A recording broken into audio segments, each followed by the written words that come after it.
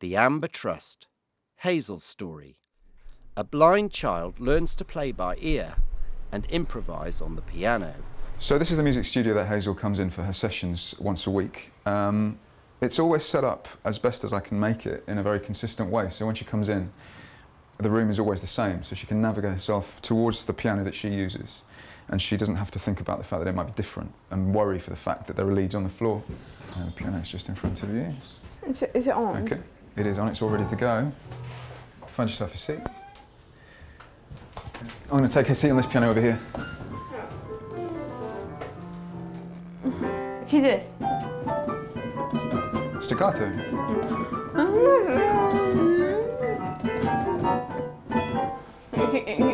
Okay. That's a nice little cluster. I've been working with Hazel as her main music teacher for about 8 or 9 years. Imagine if there was a monkey that was swinging in the trees. Oh yeah. And he suddenly heard the buzz of the bees. It's really about feel and trust and reaching out into the space and, you know, self-exploration. Okay, what happens if the monkey falls out of the tree? No! Oh, he's landed in the mud! He wants to try and climb up to the tree again.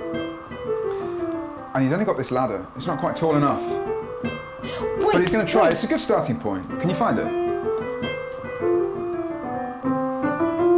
Wait, I'm going to try again. Nice. Oh, can I get like... Ooh, hang on. Wait. So the plan for today's session is to continue working on a piece by Bach. Hey, I've just found this chord here. Have a listen. Depends on Hazel's mood. You know, she might take us somewhere else. What chord's that? Oh, is it C minor? Well done. Is it Z minor? What, Z minor? Her sessions are always built on spontaneity. Listen to this. Oh, Uh-oh. This music sounds like it's going all wonky again. Uh-oh. I think I've heard this before. What's happening to the music? You've got to be always very responsive, I think, in terms of being sensitive to exactly where somebody's at that particular day. What is it? I recognise it. I think it's the Bach piece. The Bach piece? Hang on. No. Uh-oh. Oh, no. Are you playing it in a really strange way as well? Yeah. Oh, no. Can you do it fortissimo?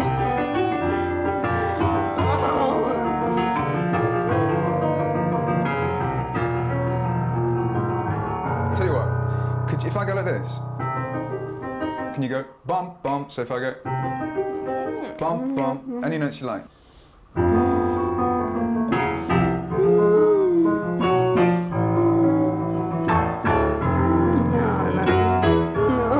Uh-oh. This bar music sounded really muddy.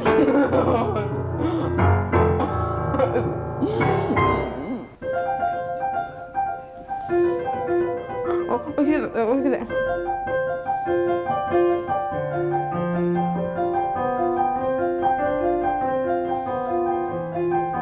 Can you put the left hand in? Can you hear my left hand? Or can you create your own left hand?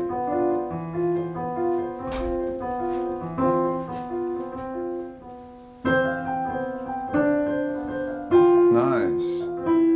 Adam Ockelford. I think Glenn's great skill is the way he uses music as the main means of communication in a lesson. And so that gives Hazel confidence.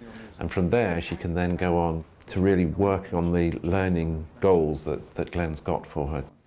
And I might give you an answer.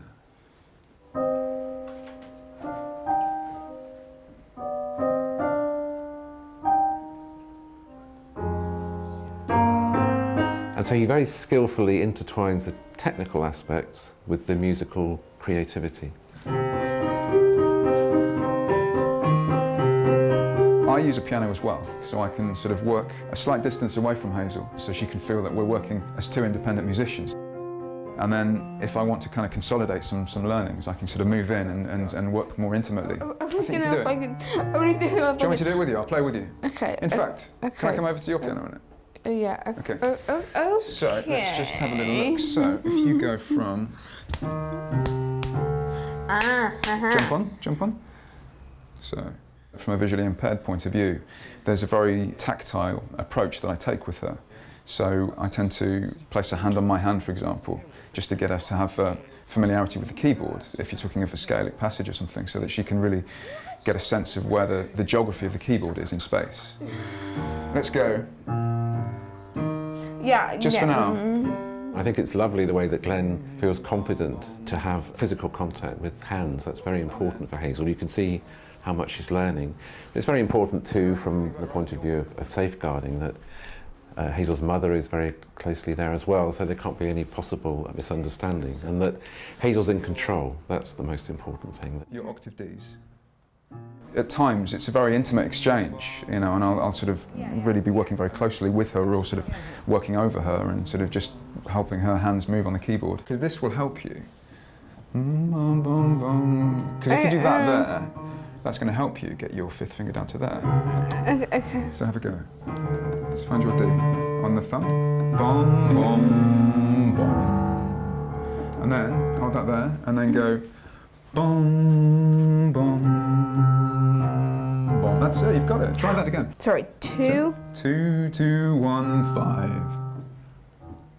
That's it. Do you see what I mean? Because if you put your second finger there, and then your first finger's there, that means that your first finger is helping your fifth finger stretch to the bottom D. Oh, okay, okay. I get it. I get it. So I'm going to go back over here.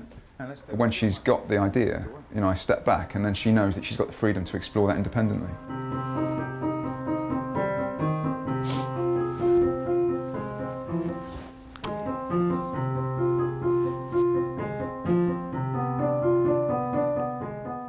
Glenn's approach is very child-centred.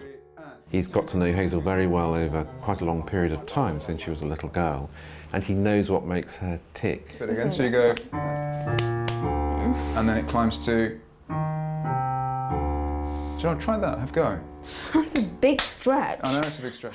I think a lot of teachers could learn from that, not necessarily to do exactly what Glenn does, but to adopt a child-centred attitude. I'll tell you what, if I said, okay, here's the introduction, okay.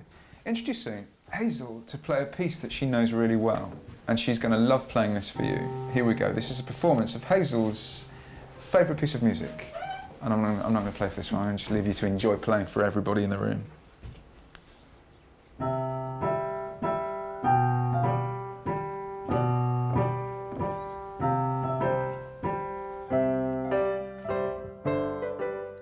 Hazel is now performing in a concert.